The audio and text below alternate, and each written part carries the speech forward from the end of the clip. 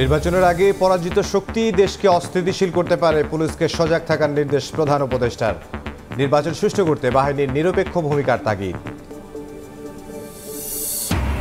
দলগুলোর সঙ্গে আলোচনা ছাড়া করিডোরের সিদ্ধান্তে বিপ্লবী ওয়ার্কার্স পার্টির উদ্বেগ। চূড়ান্ত সিদ্ধান্ত হয়নি, উপযুক্ত সময়ে অংশীজনদের সঙ্গে আলোচনার আশ্বাস প্রেস সচিবের।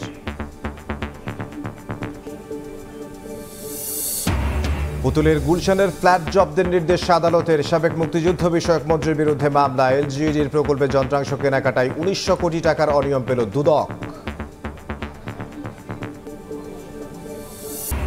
এবং পবিত্র হজ পালনে কাবার পথে মুসল্লিরা, ব্যবস্থাপনা নিয়ে সন্তোষ। প্রথম দিনে সৌদি আরব যাচ্ছে 10টি ফ্লাইট। কোনো এজেন্সির অনিয়ম পেলে কঠোর ব্যবস্থার হুঁশিয়ারি।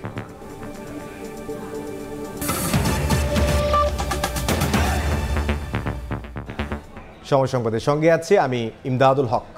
নির্বাচনের আগের সময় অত্যন্ত কঠিন উল্লেখ করে পরাজিত শক্তি যেন কোনোভাবেই দেশকে অস্থিতিশীল করতে না পারে, সেজন্য পুলিশকে সজাগ থাকার নির্দেশ দিয়েছেন প্রধান উপদেষ্টা। ভোট সুষ্ঠু করতে বাহিনীকে নিরপেক্ষ ভূমিকা পালনের নির্দেশনা দিয়েছেন তিনি। রাজারবাগ পুলিশ লাইন্সে পুলিশ সপ্তাহ উদ্বোধন করে এই নির্দেশনা দেন ডক্টর মোহাম্মদ ইউনূস। স্বৈরাচারী সরকারের অবৈধ আদেশ পালন করতে গিয়ে পুলিশকে জনরোষের শিকার হতে হয়েছিল মন্তব্য করে প্রধান উপদেষ্টা বলেছেন, ভবিষ্যতে দলীয় বাহিনীতে পরিণত হওয়া ঠেকাতেই সংস্কার করছে অন্তর্বর্তী সরকার। রাজারবাগ পুলিশ লাইন্সে পুলিশ সপ্তাহ উদ্বোধনী অনুষ্ঠানে যোগ দেন প্রধান উপদেষ্টা ডক্টর মোহাম্মদ ইউনূস। এ সময় তিনি সাহসিকতা ও বীরত্বপূর্ণ অবদান রাখা পুলিশের বিভিন্ন পর্যায়ের কর্মকর্তাদের বিপিএম, পিপিএম পদক প্রদান করেন। খুব ভালো লাগছে। বক্তব্যে প্রধান উপদেষ্টা বলেন, বিগত ১৫ বছর স্বৈরাচারী আমলে পুলিশকে দলীয় বাহিনীতে পরিণত করা হয়েছিল। অন্যায় আদেশ পালনে বাধ্য করায় জনরসের শিকার হয়েছে পুলিশ। ভবিষ্যতে যাতে পুলিশকে কেউ দলীয় কাজে ব্যবহার করতে না পারে, সেজন্য সংস্কারের উদ্যোগ নিয়েছে অন্তর্বর্তী সরকার। স্বৈরাচারী শাসনামলের ১৫ বছরে দেশের পুলিশ বাহিনীকে দলীয় বাহিনীতে পরিণত করায় সমস্ত ব্যবস্থা ধ্বংস হয়ে গিয়েছিল। স্বৈরাচারের অবৈধ অন্যায় আদেশ পালন করতে গিয়ে পুলিশ বাহিনী ব্যাপকভাবে জনরোষের মুখে পড়ে। অনেক সৎ পুলিশ সদস্যদেরও এই জন্য মাশুল দিতে হয়েছে। বিগত ১৬ বছরে পুলিশ জনগণের মধ্যে যে দূরত্ব সৃষ্টি হয়েছে, সেই দূরত্ব কমিয়ে আনা, পুলিশ বাহিনীর প্রতি মানুষের আস্থা ফিরিয়ে আনা, পুলিশের সংস্কারের লক্ষ্যে অন্তর্বর্তীকালীন সরকার উদ্যোগ নিয়েছে। আগামী জাতীয় সংসদ নির্বাচনের আগের সময় অত্যন্ত কঠিন উল্লেখ করে পরাজিত শক্তি যেন নির্বাচনকে কেন্দ্র করে দেশকে অস্থিতিশীল করতে না পারে, সেজন্য পুলিশকে সজাগ থাকার নির্দেশ দেন ডক্টর ইউনূস। অশুভ চক্র আমাদের স্বপ্নকে, আমাদের ঐক্যকে ভেঙে দিতে সব শক্তি নিয়ে চেষ্টা করছে এবং চেষ্টা আরো কঠোরতর করবে। নির্বাচনের আগে সময়টা অনেক কঠিন সময়। আপনাদের সজাগ দৃষ্টি রাখতে হবে, পরাজিত শক্তি যেন কোনোভাবেই দেশকে অস্থিতিশীল না করতে পারে। আগামী নির্বাচনে পুলিশকে নিরপেক্ষ ভূমিকা পালনের নির্দেশনা দিয়ে প্রধান উপদেষ্টা আবারও বলেন, চলতি বছরের ডিসেম্বর কিংবা আগামী বছর জুনের মধ্যেই হবে ভোট। চলতি বছরের ডিসেম্বর থেকে আগামী বছরের জুনের মধ্যে দেশে ত্রয়োদশ সংসদ নির্বাচন অনুষ্ঠিত হবে। সেই নির্বাচন যেন সুষ্ঠু ও শান্তিপূর্ণ উপায়ে অনুষ্ঠিত হয়, সেজন্য পুলিশ সদস্যদের ভূমিকা খুবই গুরুত্বপূর্ণ। নির্বাচনে সকল প্রতিদ্বন্দ্বী প্রার্থীর প্রতি সমান আচরণ ও ভোটাররা যাতে নির্ভয়ে নির্বিঘ্নে নিজেদের ভোটাধিকার প্রয়োগ করতে পারে, সেই পরিবেশ নিশ্চিত করা আপনাদের এবং আমাদের সর্বোচ্চ দায়িত্ব। মানুষের অধিকার প্রতিষ্ঠায় পুলিশকে ভূমিকা পালনের আহ্বান জানিয়ে নারী ও শিশুর প্রতি সংবেদনশীল হয়ে দায়িত্ব পালনের নির্দেশনা দেন প্রধান উপদেষ্টা। একটা সুশৃঙ্খল সমাজ। নাজমুস সালেহী, সময় সংবাদ, ঢাকা।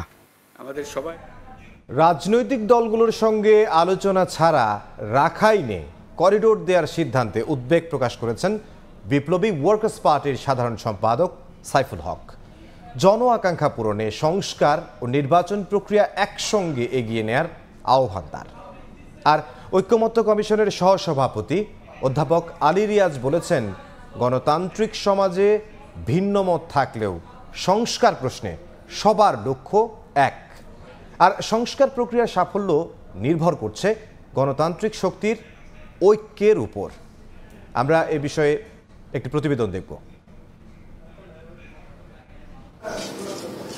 5 কমিশনের দেওয়া সংস্কার প্রস্তাবনার ভিত্তিতে জুলাই সনদ তৈরি করতে রাজনৈতিক দলগুলোর সঙ্গে ধারাবাহিক বৈঠক করছে জাতীয় ঐকমত্য কমিশন। 21তম রাজনৈতিক দল হিসেবে মঙ্গলবার বিপ্লবী ওয়ার্কার্স পার্টির সঙ্গে চলছে আলোচনা। সকাল 10টায় সাইফুল হকের নেতৃত্বে বিপ্লবী ওয়ার্কার্স পার্টির 10 সদস্যের প্রতিনিধি দল যোগ দেয় বৈঠকে। এ সময় কমিশনের সহসভাপতি অধ্যাপক আলী রিয়াজ বলেন, জুলাই সনদ শুধু সরকারের আকাঙ্ক্ষা নয়, গণতান্ত্রিক সংগ্রামের লক্ষ্যকে প্রাতিষ্ঠানিক রূপ দিতে একসঙ্গে পথ খোঁজার চেষ্টা করছে সবাই। আমাদের লক্ষ্য এক, আমাদের উদ্দেশ্য এক। আমরা চাই, বাংলাদেশের মানুষ চান, যারা প্রাণ দিয়েছেন তাদের কাছে আমাদের অঙ্গীকার, তাদের কাছে আমাদের দায় হচ্ছে আমরা যেন এই সুযোগকে হাতছাড়া না করি, যেন আমরা প্রকৃতপক্ষেই রাষ্ট্র বিনির্মাণের প্রক্রিয়াটা শুরু করতে পারি। একটি গণতান্ত্রিক সমাজ অবশ্যই ভিন্ন ভিন্ন মতের সমাজ, আমরা সকলে এক ভাষায় কথা বলবো না, কিন্তু আমাদের লক্ষ্য এক। সেই জায়গা থেকেই আমরা আসলে ঐক্যবদ্ধ আছি, থাকব, এবং বাংলাদেশের গণতান্ত্রিক শক্তির ঐক্যের উপর নির্ভর করবে যে আমরা আমাদের কতটুকু সাফল্য আমরা অর্জন করতে পারব। ন্যূনতম বিষয় ঐকমত্য তৈরি করে দ্রুত সময়ের মধ্যে জুলাই সনদ তৈরির আহ্বান জানান বিপ্লবী ওয়ার্কার্স পার্টির সাধারণ সম্পাদক সাইফুল হক। বলেন, সংস্কার ও নির্বাচন আয়োজনের প্রক্রিয়া একসঙ্গে এগিয়ে নিতে হবে। 16 বছর ধরে মানুষ যে নির্বাচনের জন্য অপেক্ষা করছে, এবারকার আমরা সংস্কার এবং নির্বাচন আমরা সেটাকে বলতে পারেন প্রায় একসাথে এটাকে বিবেচনা করে বাংলাদেশ সামনের দিকে বাংলাদেশ এগিয়ে যাবে। রাজনৈতিক দলগুলোর কাছ থেকে লিখিত মতামত নেওয়ার পর গত 20 মার্চ দলগুলোর সঙ্গে আলাদাভাবে আলোচনা শুরু করেছে জাতীয় ঐকমত্য কমিশন। হাসান ওয়ালি, সময় সংবাদ, ঢাকা। রাখাইনে মানবিক করিডোর দেওয়ার বিষয়ে চূড়ান্ত সিদ্ধান্ত হয়নি। উপযুক্ত সময়ে অংশীজনদের সঙ্গে আলোচনা করা হবে বলে জানিয়েছেন প্রধান উপদেষ্টার প্রেস সচিব শফিকুল আলম। মঙ্গলবার বার্তা সংস্থা ইউএনবি-কে দেয়া সাক্ষাৎকারে তিনি বলেন, করিডোর ইস্যুতে জাতিসংঘ বা অন্য কারো সঙ্গে আলোচনা হয়নি সরকারের। তবে জাতিসংঘের নেতৃত্বে রাখাইনে মানবিক সহায়তা পাঠানোর উদ্যোগ গ্রহণ করলে বাংলাদেশ লজিস্টিক সহায়তা দিতে প্রস্তুত। প্রেস সচিব আরও বলেন, বর্তমান বাস্তবতায় রাখাইনে ত্রাণ পাঠানোর একমাত্র কার্যকর পথ বাংলাদেশের মধ্য দিয়ে। তবে এখন পর্যন্ত এই বিষয়ে কোনো চূড়ান্ত সিদ্ধান্ত হয়নি। তিনি জানান, সরকার সংশ্লিষ্ট পক্ষগুলোর সঙ্গে যোগাযোগ রাখছে। উপযুক্ত সময়ে দেশের অংশীজনদের সঙ্গেও আলোচনা করা হবে।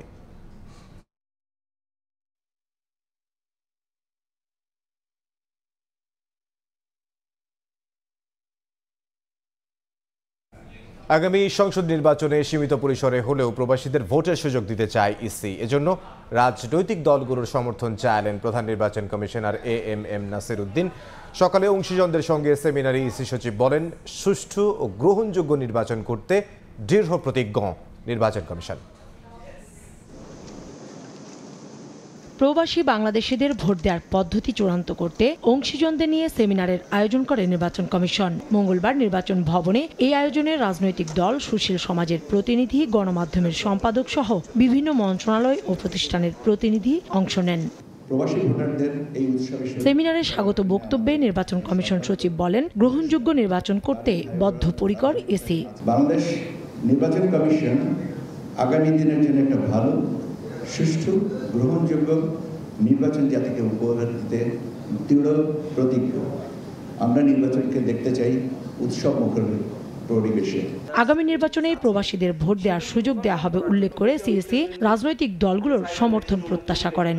দেশের আর্থসামাজিক রাজনৈতিক বাস্তবতা, লেভেল অফ এডুকেশন সবকিছু মিলিয়ে একটা সিদ্ধান্ত নিতে হয়। আমাদের রাজনৈতিক নেতৃবৃন্দ যদি সমর্থন না দেন, আমাদের যত এক্সারসাইজ আছে which will all end in futility. All exercises will end in futility যদি আমরা রাজনৈতিক দলের সমর্থন না পাই। প্রবাসীদের ভোটদানের বিভিন্ন পদ্ধতি উপস্থাপন করেন নির্বাচন কমিশনার আবুল ফজল মোহাম্মদ সানাউল্লাহ। তিনি বলেন, প্রক্সি ভোটেই সবচেয়ে ভালো বিকল্প। বেশিরভাগ রাজনৈতিক দলের প্রতিনিধিও প্রক্সি ভোটের পক্ষে মত দেন। আমরা প্রথমে ইলেকশন কমিশনে প্রক্সি ভোটিং উই আউটরাইটলি রিজেক্টেড ইট। পরে যখন গবেষণা করতে গিয়ে দেখি যে আমাদের it is a very good solution provided we accept it. আমরা এটাকে টোটাল বাদ দিতেও বলি নাই, গ্রহণ করতেও বলি নাই, এর ব্যাপারে ডিসকাশন করে আমরা আমাদের মতামত দিব। যদি প্রক্সি ভোটিং হয়, সেই প্রক্সি ভোটিংয়ের অনেকগুলা ড্রব্যাক আছে, অনেকগুলা ক্ষেত্র আছে যেই জায়গাগুলা রিস্কি হতে পারে আমাদের ডেমোক্রেটিক প্রসেসের জন্য। সেই জন্য আমরা জানিয়েছি যে এই বিষয়ে আমাদের রিজার্ভেশন আছে। যেই প্রস্তাবটা সবচেয়ে কার্যকর হবে, ধরনটা সবচেয়ে সাশ্রয়ী হবে, সেরকম ধরনের এবং সহজলভ্য সহজবোধ্য এরকম একটা প্রস্তাব 15ই মে পর্যন্ত রাজনৈতিক দল এ বিষয়ে ইসিকে মতামত জানাতে পারবে। কাউসারা চৌধুরী কুমু, সময় সংবাদ, ঢাকা। 5 আগস্টের পর দেশে যত বিশৃঙ্খলা হয়েছে তার সঙ্গে জামায়াতের কোনো কর্মী জড়িত ছিল না বলে দাবি করেছেন দলটির আমির ডক্টর শফিকুর রহমান। সকালে মৌলভীবাজারের কুলাউড়ায় মতবিনিময় সভায় তিনি বলেন, জামায়াত প্রতিহিংসা ও প্রতিশোধের রাজনীতি করে না, যারা অন্যায় অপরাধ করেছেন তাদের বিচার হবে। ফ্যাসিস্ট আমলে জামায়াতের উপর সবচেয়ে বেশি জুলুম হয়েছে। শফিকুর রহমান আরও বলেন, অন্তর্বর্তী সরকারকে জামায়াতের নিবন্ধন ফিরিয়ে দিতে হবে। নির্বাচন নিয়ে প্রধান উপদেষ্টার কথা ঠিক থাকে কিনা তা দেখতে চায় জামায়াত।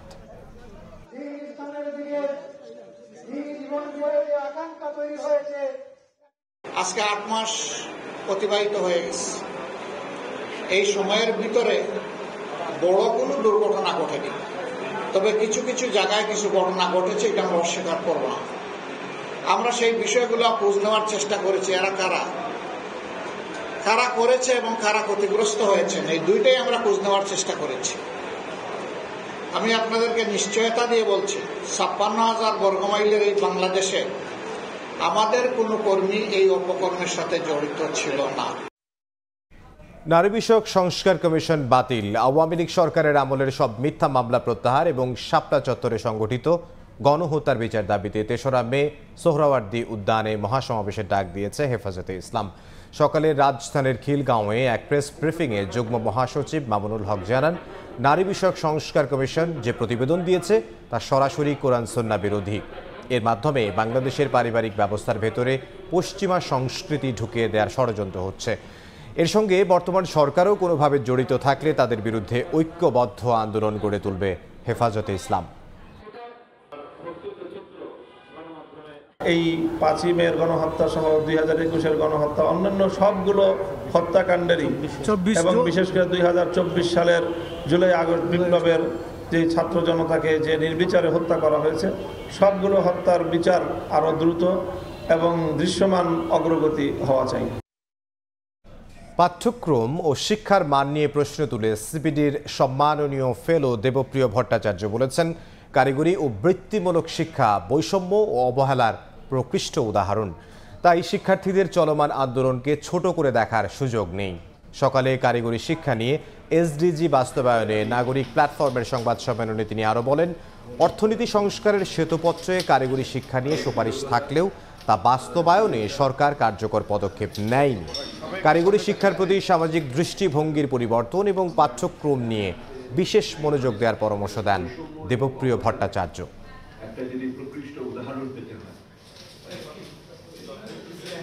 কারিগরি এবং বৃত্তিমূলক শিক্ষাকে যথোপযুক্ত সম্মান এবং যোগ্যতা সহকারে আমরা শিক্ষা ব্যবস্থার ভিতরে স্থাপন করতে পারি নাই। ক্ষুদ্রভাবে কতিপয় ছাত্রের আন্দোলন হিসেবে দেখবেন না। আমি এটার ভিতরে শুধু অবহেলা দেখি না, পক্ষপাত দুষ্টতা দেখি, আমি এটার ভিতরে বৈষম্য দেখি, আমি এটার ভিতরে নীতি অবহেলা দেখি। 6 দফা দাবি আদায়ে বিভিন্ন পলিটেকনিক ইনস্টিটিউটে শাটডাউন কর্মসূচি পালন করছেন শিক্ষার্থীরা। দাবি আদায় না হওয়া পর্যন্ত আন্দোলনের হুঁশিয়ারি তাদের। প্রশাসনিক ভবনে তালা দিয়ে বিক্ষোভ করছেন আন্দোলনকারীরা।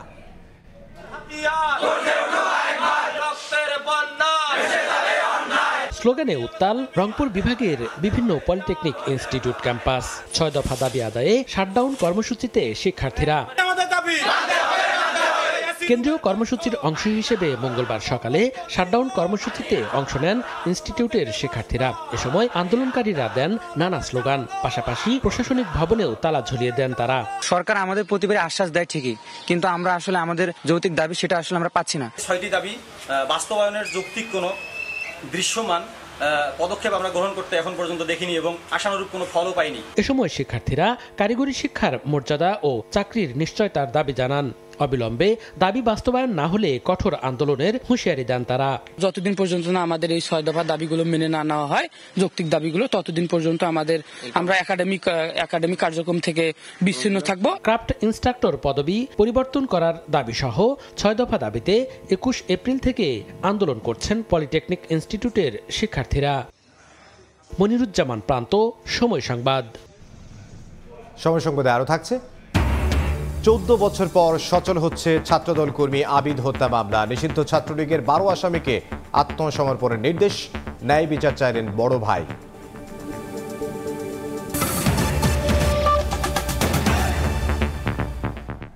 শেখ হাসিনা কন্যা সাইমা ওয়াজেদ পুতুলের গুলশানে ফ্ল্যাটের সন্ধান মেলায় জব্দের নির্দেশ দিয়েছেন আদালত। এদিন সাবেক মুক্তিযুদ্ধ বিষয়ক মন্ত্রী মোজাম্মেল হকের বিরুদ্ধে 10 কোটি টাকার অবৈধ সম্পদ অর্জনের অভিযোগে মামলা করেছে দুদক।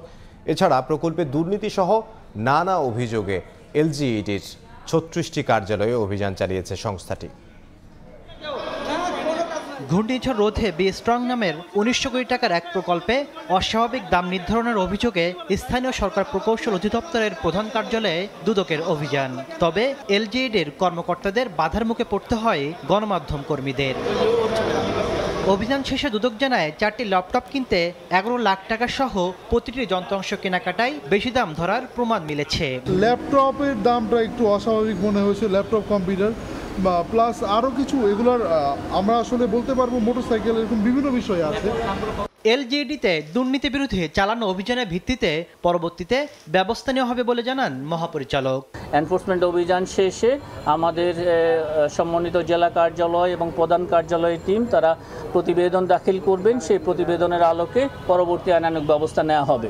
এদিকে সাবেক প্রধানমন্ত্রী শেখ হাসিনা কন্যা সাইমা ওয়াজেদ পুতুলের গুলশান 1-এর 7 নম্বর রোডে একটি ফ্ল্যাটের সন্ধান মেলায় আদালতে জব্দের আবেদন করে দুদক। পরে আবেদন মঞ্জুর করে প্রশাসক নিয়োগের আদেশ দেন আদালত। সম্পদ সংক্রান্ত বিষয়গুলো তারা যদি অন্যত্র বিক্রি বা হস্তান্তর স্থানান্তর করার চেষ্টা করেন, সেই ধরনের তথ্য আমাদের অনুসন্ধানকারী দল কিংবা তদন্তকারী কর্মকর্তাদের কাছে এসে থাকলে তারা এই বিষয়ে আদালতের অনুমতিক্রমে এই কার্যক্রমগুলো গ্রহণ করে থাকেন। মামলা হয়েছে সাবেক মুক্তিযুদ্ধ বিষয়ক মন্ত্রী আ.ক.ম মোজাম্মেল হকের বিরুদ্ধে। তার বিরুদ্ধে 10 কোটি টাকার বেশি অবৈধ সম্পদ ও 8 কোটি টাকার সন্দেহজনক লেনদেনের অভিযোগ আনা হয়েছে। তাসলিম তৌহিদ, সময় সংবাদ, ঢাকা। প্রকল্পের কাজ পুরোপুরি শেষ না করেই অগ্রিম বিল তোলা এবং রাস্তা ও ব্রিজ কালভার্ট নির্মাণে নিম্নমানের সামগ্রী ব্যবহারের অভিযোগে একসঙ্গে 36 জেলার এলজিইডি কার্যালয়ে অভিযান চালিয়েছে দুদক। এ সময় বিভিন্ন প্রকল্পের নথি তল্লাশি ও সংশ্লিষ্ট কর্মকর্তাদের জিজ্ঞাসাবাদ করা হয়। ব্রিজ কালভার্ট নির্মাণে নিম্নমানের সামগ্রী ব্যবহার ও আর্থিক অনিয়মের অভিযোগে দেশের বিভিন্ন জেলায় স্থানীয় সরকার ও প্রকৌশল অধিদপ্তরের কার্যালয়ে দুদকের সাঁড়াশি অভিযান। এনফোর্সমেন্ট কার্যক্রমের অংশ হিসেবে মঙ্গলবার খুলনার বটিয়াঘাটা উপজেলার স্থানীয় সরকার ও প্রকৌশল অধিদপ্তরে যান দুদক কর্মকর্তারা। এ সময় নানা প্রকল্পের খোঁজ খবর ও আর্থিক নিরীক্ষা তদারকি করেন। সরকারি কাজের বিভিন্ন প্রকল্পের নথিপত্র তল্লাশি এবং সংশ্লিষ্ট কর্মকর্তাদের জিজ্ঞাসাবাদ করা হয়। ঠিকাদাররা ঠিকমতো কাজ না করে অগ্রিম উত্তোলন করেছেন এবং বাস্তবিত কাজে অনিয়ম দুর্নীতি ঘটেছে। তো মূলত এই সুনির্দিষ্ট অভিযোগের প্রেক্ষিতে দুদক খুলনা থেকে আমরা আজকে এনফোর্সমেন্ট টিম এসেছি। রাজশাহীতে এলজিইডির নামে সরকারি বিভিন্ন প্রকল্পে 9-6 এবং স্বেচ্ছাচারিতার অভিযোগ পায় দুদক। এরই জেরে জেলা সমন্বিত কার্যালয়ের 4 সদস্যের একটি দল এলজিইডির কার্যালয়ে যান। এ সময় নির্বাহী প্রকৌশলীকে বিভিন্ন প্রকল্প নিয়ে জেরা করেন। প্রত্যেকটা নথি আমরা পর্যালোচনা করে যেটা পেলাম, সংশ্লিষ্ট ঠিকাদার কাজ না পেয়ে বা ঠিকাদার কাজ পেয়ে আসলে অন্য কেউ কাজ করছেন, প্রত্যেকটা কাজের ক্ষেত্রেই এই অনিয়মগুলো হচ্ছে। প্রকল্পের কাজ পুরোপুরি শেষ না করেই অগ্রিম বিল তোলা এবং রাস্তা ও ব্রিজ কালভার্ট নির্মাণে নিম্নমানের সামগ্রী ব্যবহারের অভিযোগ তদন্তে ময়মনসিংহেও অভিযান চালায় দুদক। এ সময় সংশ্লিষ্ট নথিপত্র সংগ্রহ করা হয়। এছাড়া অভিযান চালানো হয় চট্টগ্রামেও। একই অভিযোগে নারায়ণগঞ্জ, জামালপুর, পঞ্চগড় সহ 36 জেলায় মঙ্গলবার অভিযান চালিয়েছে দুদক। ওমর ফারুক, সময় সংবাদ। পবিত্র হজ পালনে কাবার পথে মুসল্লিরা। প্রথম দিনে সৌদি আরব যাচ্ছে 10টি ফ্লাইট। ঢাকাতেই দুই দেশের ইমিগ্রেশন হওয়া সহ সার্বিক ব্যবস্থাপনায় সন্তোষ জানিয়েছেন মুসল্লিরা। কেউ হয়রানির শিকার হলে সংশ্লিষ্ট এজেন্সিকে ছাড় দেয়া হবে না বলে জানান হজ পরিচালক। হজযাত্রার প্রথম দিন সকাল থেকেই আশকোনা হজ ক্যাম্পে এভাবে প্রস্তুতি নিচ্ছেন যাত্রীরা। অভিজ্ঞরা শেখাচ্ছেন প্রতারক থেকে বাঁচার উপায়, পরামর্শ দিচ্ছেন কার্যক্রমের। আর যাদের ফ্লাইটের সময় হয়েছে তারা ছুটছেন ইমিগ্রেশনে, সেখানে কাজ শেষে অপেক্ষা উড়াল দেয়ার। এবারও রোড টু মক্কা কর্মসূচির আওতায় ঢাকাতেই দুই দেশের ইমিগ্রেশন হওয়ায় সন্তোষ প্রকাশ করেছেন যাত্রীরা। আমরা কোনো সমস্যার সম্মুখীন হই নাই, আমরা ভালোভাবে হাজি ক্যাম্পে আসছি, এখান থেকে আল্লাহর রহমতে ভালোভাবে যাইতেছি। আমাদের কোনো জটিলতা, কোনো বাধার সম্মুখীন কোনো কিছু আমরা এখনো পর্যন্ত উপলব্ধি করিনি। সকল আত্মীয়স্বজন সকল মুসলমানের জন্য আমরা শান্তির জন্য দোয়া করি, দেশটা ভালো চলে। নবীর রওজাতে যাব, এটা আমাদের স্বপ্ন মুসলমান হিসাবে, আর দেশবাসীর জন্য তো অবশ্যই দোয়া করব। তবে ভিসা জটিলতায় প্রথম দিনের ফ্লাইট মিস করার অভিযোগ করেছেন কেউ কেউ। আমাদেরকে 2টা পাসপোর্ট 2টা টিকিট ধরাই দিয়েছেন এবং স্ত্রীর ভিসাটা হয়েছে, স্বামীর ভিসা হয়নি। আমার ভিসা হয়েছে, আমার শাশুড়ির ভিসা, আমার স্ত্রীর ভিসা হয় নাই। আইটিতে যোগাযোগ করছি, উনি বলছেন যে এই পাসপোর্টে আছে আমার কাছে, কিন্তু এটার ভিসা এখনো হয়নি। এবছর কোনো এজেন্সি কাজ না করে গা ঢাকা দেওয়ার সুযোগ নেই বলে জানান পরিচালক। যাদের ভিসা হয়নি তা সমাধানে কাজ চলছে বলেও জানান তিনি। প্রিভিয়াস সফটওয়্যারের যে কয়েকটি ভিসা আন্ডার প্রসেসে ছিল, সেইগুলোকে প্রসেস করতে তাদের একটু সময় লাগছে, কিন্তু নতুন যতগুলো আবেদন যাচ্ছে এগুলো কিন্তু দ্রুত নিষ্পত্তি হয়ে যাচ্ছে। আমরা মনে করছি যে এবছরে কোনো এজেন্সি কিন্তু এইভাবে গা ঢাকা দেওয়ার আসলে কোনো সুযোগ নেই। হাব মহাসচিব জানান এবছর হজযাত্রা নির্বিঘ্ন করতে সর্বোচ্চ চেষ্টা করছেন তারা। আমরা এবার হজ ব্যবস্থাপনায় সরকার যে পদ্ধতিটি করেছেন, যদি আমরা প্রত্যেকে যা যা জায়গায় দায়বদ্ধ থাকি, এরকম সমস্যা হওয়ার কোনো সম্ভাবনা নেই। প্রথম দিন সৌদি আরবের উদ্দেশ্যে ঢাকা ছাড়ছেন ৩,৬০৭ জন। এবছর হজযাত্রায় ৮৭,১০০ জনের মধ্যে এখন পর্যন্ত ভিসা পেয়েছেন ৬৪,২৮০ জন। শফিকুজ্জামান রুবেল, সময় সংবাদ, ঢাকা। এই মুহূর্তে আশকোনা হজ ক্যাম্পে আছেন সহকর্মী ফারুক ভূঁইয়া রবিন। সরাসরি যাব তার কাছে। রবিন, হজযাত্রার আজকে প্রথম দিনে আমরা আজকোনা হজ ক্যাম্পে এসে যেটি দেখছি যে মোটামুটি এখন পর্যন্ত যেই ব্যবস্থাপনা রয়েছে সেটি নিয়ে যারা হজ যাত্রী রয়েছেন তাদের মধ্যে একটি যে সন্তুষ্ট রয়েছে। তবে একটি বিষয় নিয়ে কিন্তু যে অভিযোগ রয়েছে সেটি হলো যে অনেকেই কারো কারো ক্ষেত্রে যেটি দেখা যাচ্ছে যে তাদের যে পরিমাণ ভিসা হওয়ার কথা আজকে সেটি আসলে যে না হওয়ার কারণে যে কেউ কেউ আসলে যে যেতে পারেননি, এমন একটি, যদিও হজ অফিসের পক্ষ থেকে বলা হচ্ছে যে পরবর্তীতে তাদের বিষয়টি সমন্বয় করা হবে। এখন পর্যন্ত যদি আপনাদেরকে হজ যাত্রার সম্পর্কে জানাতে চাই যে এবার ৮৭,১০০ জন হজ যাত্রী যাওয়ার কথা রয়েছে এবং অন্যদিকে এখন পর্যন্ত যেই কটি ফ্লাইট ঢাকার হজরত শাহজালাল আন্তর্জাতিক বিমানবন্দর থেকে ছেড়ে গিয়েছে তার মধ্যে 3টি ফ্লাইট সৌদি আরবে গিয়ে পৌঁছেছে। এর বাইরেও আরও 3টি ফ্লাইট ঢাকা ছেড়েছে, অর্থাৎ মোট এখন পর্যন্ত মোট 6টি ফ্লাইট ঢাকা ছেড়েছে, তার মধ্যে 3টি ফ্লাইট সৌদি আরব গিয়ে পৌঁছেছে।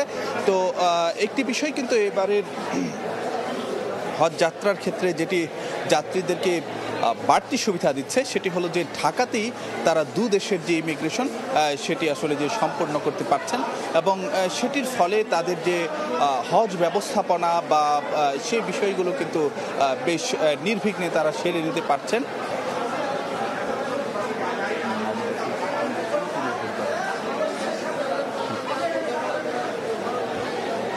সে বিষয়টি কিন্তু এখন আমরা দেখতে পাচ্ছি যে দুই অংশের অর্থাৎ দুই দেশেরই যে ইমিগ্রেশন সেটি ঢাকায় সম্পন্ন করার কারণে যাত্রীদের মধ্যে কিন্তু যে একটি বাড়তি স্বস্তি তাদেরকে দিচ্ছে এবং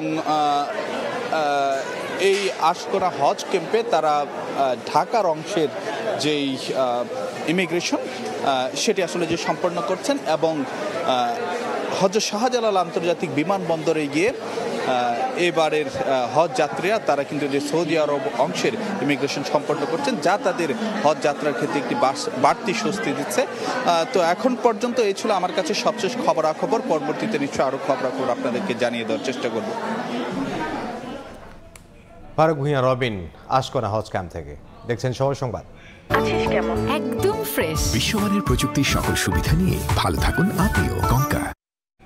এক যুগেরও বেশি সময় পর ছাত্রদল কর্মী আবিদ হত্যায় নিষিদ্ধ ছাত্রলীগের 12 আসামিকে বিচারিক আদালতে আত্মসমর্পণের নির্দেশ দিয়েছেন উচ্চ আদালত। 2011 সালে ছাত্রদল কর্মী সন্দেহে চট্টগ্রাম মেডিকেল কলেজের ছাত্রাবাসে পিটিয়ে আহত করা হয় আবিদ সহ 4 জনকে। দুদিন পর মারা যান আবিদ। আইনজীবী বলছেন, আসামিরা ছাত্রলীগের রাজনীতির সঙ্গে জড়িত থাকায় বাদীপক্ষকে সাক্ষ্য গ্রহণের সুযোগ না দিয়েই একতরফাভাবে খালাস দেয়া হয়। 14 বছর পর সচল হচ্ছে ছাত্রদল কর্মী আবিদুর রহমান আবিদ হত্যা মামলা। এই মামলায় 12 আসামিকে আত্মসমর্পণের নির্দেশ দিয়েছেন উচ্চ আদালত। বুয়েট ছাত্র আবরার ফাহাদের মতো ঘটনা ঘটে চট্টগ্রাম মেডিকেল কলেজের ছাত্রাবাসে। 2011 সালে ছাত্রদল কর্মী সন্দেহে পিটিয়ে গুরুতর আহত করা হয় আবিদসহ 4 জনকে। 2 দিন পর চিকিৎসাধীন অবস্থায় মারা যান চমেক ডেন্টাল ইউনিটের 3য় বর্ষের শিক্ষার্থী। হত্যাকাণ্ডের পর সে সময় বন্ধ হয় চট্টগ্রাম মেডিকেল কলেজ, স্থগিত করা হয় ছাত্র রাজনীতি। আইনজীবীরা বলছেন, আসামিরা ছাত্রলীগের হওয়ায় বাদী পক্ষকে সাক্ষ্য গ্রহণের কোনো সুযোগ না দিয়েই একতরফাভাবে সব আসামিদের খালাস দিয়েছিলেন আদালত। 1 যুগেরও বেশি সময় পর মামলাটি উঠল উচ্চ আদালতে। আত্মসমর্পণ করতে বলা হয়েছে নিষিদ্ধ সংগঠন ছাত্রলীগের 12 আসামিকে। এই মামলায় যিনি বাদী ছিলেন তাকে সাক্ষী দিতে দেওয়া হয়নি, এমনকি তার বিরুদ্ধে 4টি রাজনৈতিক মামলা দিয়ে তাকে জেলে পাঠানো হয় এবং এই ভিকটিমের বোনকেও সাক্ষী দিতে দেওয়া হয় নাই। তারা নিজেরা কয়েকজন মেডিকেল কলেজের কর্মকর্তা কর্মচারী শিক্ষককে সাক্ষী নিয়ে সকলকেই বেকসুর খালাস দিয়ে দেওয়া হয়। বিচারের নামে প্রহসন করা হয়েছে দাবি করে ন্যায় বিচার চাইলেন নিহত আবিদের ভাই। যারা আমার ভাইকে পিটিয়ে এভাবে নির্মমভাবে হত্যা করছে তাদের যাতে রাষ্ট্র এবং আইন সর্বোচ্চ শাস্তি দেওয়া হোক, যাতে এইরকম বিচারহীনতার নৈরাজ্য যাতে বাংলাদেশে আর না ঘটে। 12 জন আসামির অনেকেই বর্তমানে চিকিৎসা পেশায় নিয়োজিত বলে জানিয়েছেন আইনজীবীরা।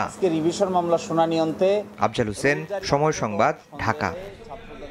দেশের গণতন্ত্র ও বিচার বিভাগ ধ্বংসের দায়ে আন্তর্জাতিক অপরাধ ট্রাইব্যুনালের সাবেক প্রধান বিচারপতি ABM খায়রুল হকের বিচারের দাবি জানিয়েছে জাতীয়তাবাদী আইনজীবী ফোরাম।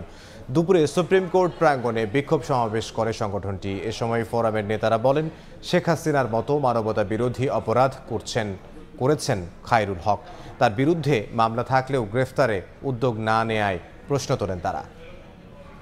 যারা খায়রুল হককে গ্রেফতার করছেন না তাদের অফিস এবং বাড়িও কিন্তু আমরা চিনি। অতএব চেনা বাড়িতে আমাদেরকে যাওয়ার জন্য বাধ্য করবেন না। ABM খায়রুল হক যিনি দেশটাকে ধ্বংস করে দিয়েছেন, যিনি পুরো গণতন্ত্রকে ধ্বংস করে দিয়েছেন, যিনি আইনের শাসন ধ্বংস করে দিয়েছেন, যিনি বিচার বিভাগকে ধ্বংস করে দিয়েছেন, তার বেলায় কোনো কথা এখনো তার মুখে শুনি না। ধর্ষণের পর কেটেছে 40 দিন, এরপর আত্মহত্যা। পটুয়াখালীতে জুলাই আন্দোলনের শহীদ কন্যা লামিয়ার সঙ্গে ঘটে যাওয়া এমন ঘটনার পর প্রশ্ন উঠেছে দায়িত্বশীলদের অবহেলা নিয়ে। নারী অধিকার কর্মীরা বলছেন, ধর্ষণের পর একজন নারীকে সুরক্ষা দিতে ব্যর্থ রাষ্ট্র, তাই বাড়ছে ধর্ষণের পর আত্মহত্যার মতো ঘটনা।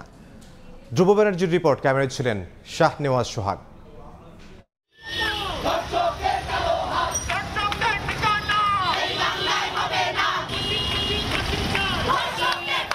এই তো কয়েকদিন আগের ঘটনা। মাগুরায় শিশু আসিয়া ধর্ষণের ঘটনায় ফুঁসে ওঠে দেশ। আমি আপনাদেরকে নিশ্চিত করতে চাই, সে সময় ধর্ষকদের ছাড় না দেওয়ার কড়া হুঁশিয়ারি দেন আইন উপদেষ্টা। রাষ্ট্র এগুলি জিনিস কোনোভাবেই ক্ষমা করবে না এবং এটার দৃষ্টান্তমূলক শাস্তি হবে। পটুয়াখালীতে জুলাইয়ে শহীদের কন্যা লামিয়া বাবার কবর জিয়ারত করে ফেরার পথে মার্চ মাসে হয় ধর্ষণের শিকার। এখানেই শেষ নয়, এই ঘটনার 40 দিন পর রাজধানীর আদাবরে করলেন আত্মহত্যা। প্রশ্ন হলো, এই 40 দিন কোথায় ছিল দায়িত্বশীলরা? এই ধরনের অপরাধ যারা করে তারা রিপিটেডলি এরকম অপরাধ করে। বিচার না হওয়ার জন্য অপরাধীরা সাহস পেয়ে যায়। ধর্ষণের শিকার যে তার যে একটা মানসিক অবস্থা হয়, এটাকে আমরা বিবেচনার মধ্যে আনি না। আমরা মনে করি বিচার করলেই সব হবে। বদলায় মানুষ, বদলায় প্রেক্ষাপট, তবুও নারী অধিকার নিয়ে মুখে ফেনা তোলা সমাজ প্রতিবারই রাখে ব্যর্থতার প্রমাণ। আইন ও সালিশ কেন্দ্রের একটি তথ্য বলছে, এবছর প্রথম 3 মাসে প্রতি 9 ঘন্টায় একজন করে নারী ধর্ষিত হয়েছেন, যাদের মধ্যে 17% নারী কোনো ধরনের অভিযোগই করেননি। এর কারণটা কি? কিসের এত ভয়? ধর্ষণের পর একজন নারীকে সুরক্ষা দেয়া তো দূরে থাক, ঘটনার সাক্ষীদেরও থাকে নিরাপত্তা শঙ্কা। চিন্তার ভাঁজ তাই নারী অধিকার কর্মীদের কপালে। একটা মেয়ে যখন ধর্ষণের শিকার হয় সে কিন্তু একটা ট্রমার মধ্যে চলে যায়। এই মেয়েটা কেন সে আবার এতদিন পর সে সুইসাইড করলো, তারই একটা অন্যায় হয়েছে। এই যে একটা মনোভাব সৃষ্টি করে, যেটা আমাদের বিচারেও রয়েছে, যে ধর্ষণের শিকার নারীকে প্রমাণ করতে হবে সে ধর্ষণের শিকার হয়েছে। যে ধর্ষণ করেছে তাকে কিন্তু প্রমাণ করতে হবে না যে আমি ধর্ষণ করেছি কি করি না। যখন এটা নিয়ে সালিশ হয় তখন বলে যে আপোষ করে ফেলতে, এমন কিছু শাস্তি দেন মানে শুধুমাত্র এই বিচারিক আদালতে যে শাস্তি সেটার বাইরেও, যাতে করে সেটা একটা আপনার উদাহরণ তৈরি করে। আসিয়া লামিয়া সহ কত শত ধর্ষিতার নাম প্রতিদিনই যুক্ত হয় খবরের পাতায়, কখনো আবার হয়ে যায় প্রধান শিরোনাম। তবুও দিন শেষে একই ঘটনার হয় পুনরাবৃত্তি। নারী হিসেবে সুস্থভাবে বাঁচতে চাই, যাতে আমার মেন্টালি ওরকম প্রেসারে না থাকে। আমি মানুষ হিসেবেও বাঁচতে চাই, একটা মানুষ যেভাবে বাঁচবে। নারী মানে শক্তি, নারী মানে সৃষ্টি। সেই নারী হোক বাঁধন হারা, হোক মুক্ত বিহঙ্গ, এমনটাই প্রত্যাশা সবার। ধ্রুব ব্যানার্জি, সময় সংবাদ, ঢাকা। বাংলাদেশের সঙ্গে সরাসরি আকাশপথে যোগাযোগ এবং বিনিয়োগে আগ্রহ দেখিয়েছে আজারবাইজান। বিকেলে পররাষ্ট্র উপদেষ্টার সঙ্গে বৈঠক শেষে আজারবাইজানের উপপররাষ্ট্রমন্ত্রী এলনুর মামাদভ একথা জানান। এর আগে সকালে রাষ্ট্রীয় অতিথি ভবন পদ্মায় 2 ঘণ্টার বৈঠকে বাংলাদেশের প্রতিনিধি দলের নেতৃত্ব দেন পররাষ্ট্র সচিব মোহাম্মদ জসিমউদ্দিন এবং আজারবাইজানের প্রতিনিধি দলের নেতৃত্বে উপপররাষ্ট্রমন্ত্রী। এ সময় বাংলাদেশের পক্ষ থেকে গুরুত্ব দেওয়া হয় যোগাযোগ, ব্যবসা বাণিজ্য, শিক্ষা ও শ্রমবাজার ইস্যু। ঢাকা বাকু সরাসরি ফ্লাইট চলাচল ইস্যু প্রাধান্য পেয়েছে এবারের আলোচনায়। অন্যদিকে আজারবাইজান বাণিজ্য বৃদ্ধি, প্রযুক্তি বিনিময় ও আইসিটি সেক্টরে সহযোগিতায় গুরুত্ব দিয়েছে। We are part of the middle corridor. A number of international transport corridors pass through the territory of Azerbaijan. That could be interesting for the logistic companies here in Bangladesh. And looked at other opportunities in areas such as the education, such as culture, such as in simplifying the obtaining visa for the citizens of both countries. So a number of agreements that we plan to be signing. বেবিচকের উন্নয়ন প্রকল্পে একদিকে অনিয়ম, অন্যদিকে চুক্তির বিপরীতে বেড়ে গেছে প্রকল্প ব্যয়। তবে সুষ্ঠুভাবে দ্রুত কাজ শেষ করতে চায় সংস্থাটি। এছাড়া সর্বোচ্চ কমে রপ্তানিকারকদের কার্গো সার্ভিস দেওয়ার চেষ্টার কথা জানিয়েছে বেবিচক চেয়ারম্যান। সকালে এক কর্মশালায় সাংবাদিকদের প্রশ্নের জবাবে এ কথা বলেন তিনি। দেশের সর্বোচ্চ আধুনিক ও বিশ্বমানের সুবিধায় নির্মিত শাহজালাল বিমানবন্দরের 3য় টার্মিনাল, কিন্তু সরকার পরিবর্তনের পর এই টার্মিনালের নির্মাণ ব্যয় নিয়ে ওঠে দুর্নীতির অভিযোগ, যা তদন্ত করছে দুদক। শুধু 3য় টার্মিনাল নয়, বেবিচকের নেয়া অন্যান্য উন্নয়ন প্রকল্পের ব্যয় নিয়েও রয়েছে নানা প্রশ্ন।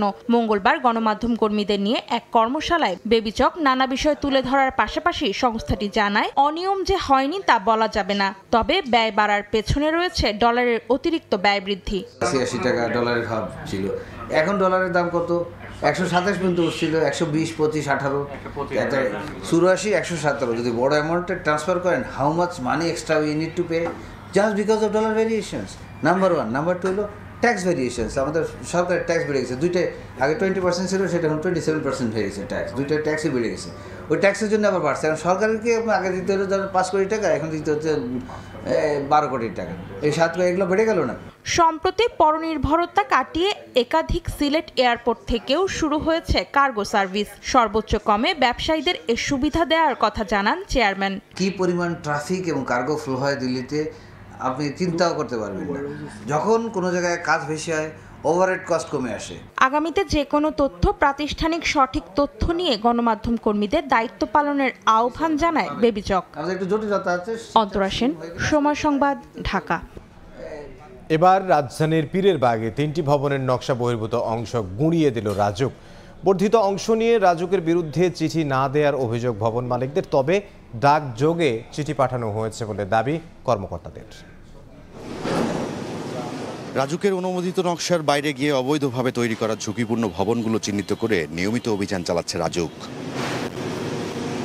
মঙ্গলবার কর্মকর্তাদের সঙ্গে নিয়ে রাজধানীর দক্ষিণ পীরেরবাগ এলাকায় অভিযানে নামে রাজুকের একটি দল। এ সময় 3টি নির্মাণাধীন ভবন নির্মাণে অনিয়ম পাওয়ায় ভেঙে ফেলা হয় নকশার বাইরে গিয়ে তৈরি করা বর্ধিত অংশ। তবে ভবন মালিকদের অভিযোগ, ভবনের বাড়তি অংশ নিয়ে রাজুকের পক্ষ থেকে কোনো চিঠি পাঠানো হয়নি। আপনারা তো ডাকযোগেই পাঠাইছেন, তো ডাকযোগে অ্যাকনলেজমেন্ট যে স্লিপ, সেখানে তো অবশ্যই আমি বা আমার প্রতিনিধি যে রিসিভ করছে সেটা থাকতে হবে। এটা কিন্তু এই পর্যন্ত আমার কাছে কোনো কিছু নাই। শুরু করার সময় তখন বলা উচিত ছিল যে এইভাবে আপনারা করতে পারবেন না, এই যে বাড়তি অংশ এভাবে করতে পারবেন না, একতলা থেকে শুরু করা উচিত ছিল। পুরো বিল্ডিংটা হয়ে গেছে, এখন আপনারা এইসব ভেঙে দিতেছেন। এটা দেশেরও ক্ষতি হলো, মালিকেরও ক্ষতি হলো। আমার হিসাবে যদি ওনার রাস্তা আটকা বাড়ি করে, তাহলে অবশ্যই যেন এটা ভেঙে দেয়। কিন্তু অভিযোগ অস্বীকার করে রাজুক বলছে ডাকযোগে তাদের চিঠি পাঠানো হয়েছে। তারা এই জিনিসগুলো নিয়ে এই শর্ত মেনেই নকশা অনুমোদন নেয় আমাদের কাছ থেকে। এখানে মালিক পক্ষের দায় এড়াতে পারবে না। অভিযানে নকশা বহির্ভূতভাবে তৈরি করা এই 3টি ভবনের বর্ধিত অংশ ভেঙে ফেলার পাশাপাশি মালিকদের 1.5 লাখ টাকা জরিমানা করা হয়। ডেসকোর মিটারটি আমরা জব্দ করে নিয়ে যাব। যতদিন পর্যন্ত তারা নিজেরা ব্যত্যয়কৃত অংশ অপসারণ না করবে, ততদিন পর্যন্ত এই মিটারটি জব্দ থাকবে। অবৈধভাবে এবং ঝুঁকিপূর্ণ ভবন চিহ্নিত করে অভিযান চলবে বলে জানিয়েছে রাজুক। রাইদুল ইসলাম শুভ, সময় সংবাদ, ঢাকা। রাজধানীর বনশ্রীর মেরাদিয়ায় কোরবানির পশুর হাট বসানো যাবে না, এই সিদ্ধান্ত জানিয়েছে ঢাকা দক্ষিণ সিটি কর্পোরেশনের ইজারা। বিজ্ঞপ্তির কার্যক্রম স্থগিত করেছেন হাইকোর্ট। বনশ্রী এলাকার এক বাসিন্দার করা রিট আবেদনের শুনানি শেষে বিচারপতি কাজী জিনাত হক ও বিচারপতি আইনুন নাহার সিদ্দিকার হাইকোর্টের দ্বৈত বেঞ্চ আদেশ দেন। পশুর হাট বসানোর ইজারা বিজ্ঞপ্তি 3 মাসের জন্য স্থগিতের পাশাপাশি রুল জারি করা হয়েছে। রিটকারী আইনজীবী জানান, পশুর হাট বসলে এই হাট পুরো আবাসিক এলাকায় ছড়িয়ে পড়ে, এতে চরম ভোগান্তিতে পড়েন বাসিন্দারা।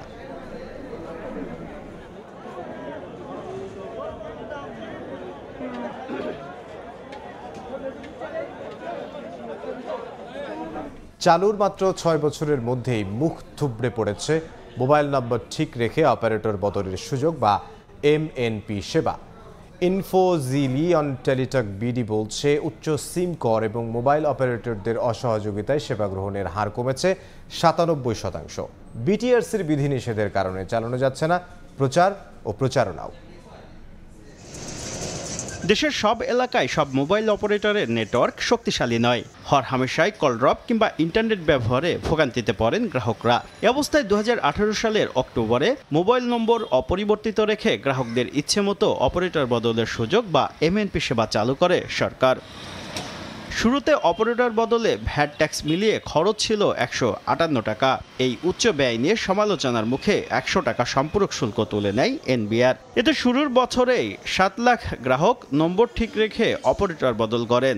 এক মাসে সর্বোচ্চ 1,11,000 গ্রাহক এই সেবা নেয়। পরে সিম ট্যাক্স আরোপ করায় বর্তমানে MNP সেবায় খরচ 408 টাকা।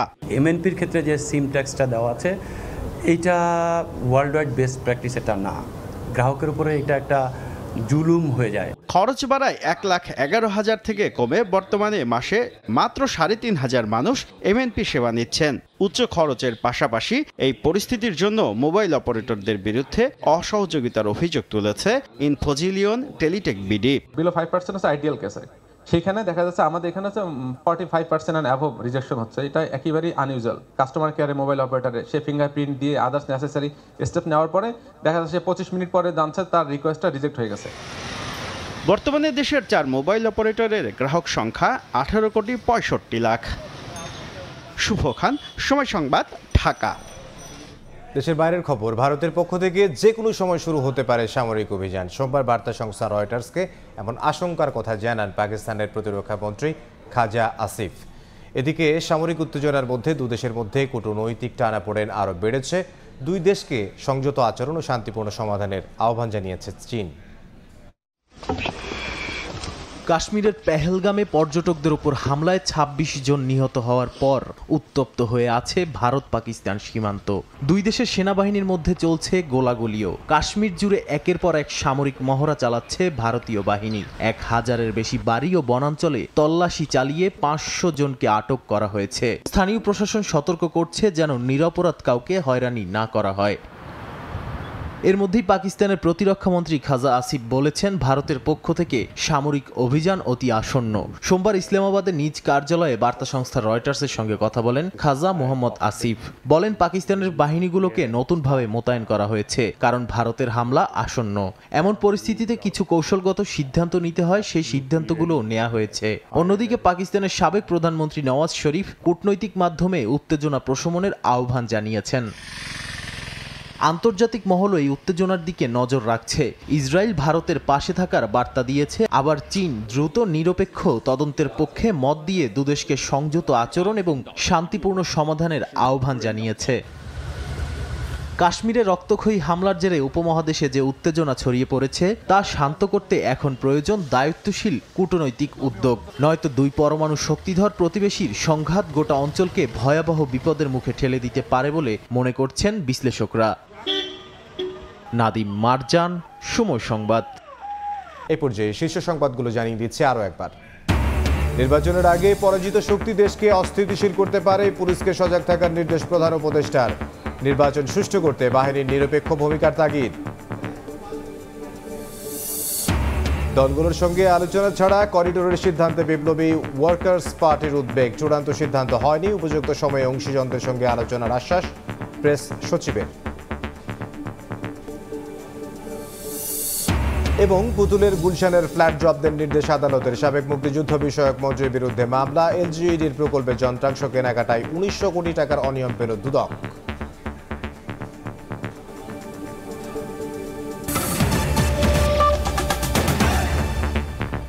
এই ছিল সময় সংবাদের সঙ্গে থাকুন সময়ের।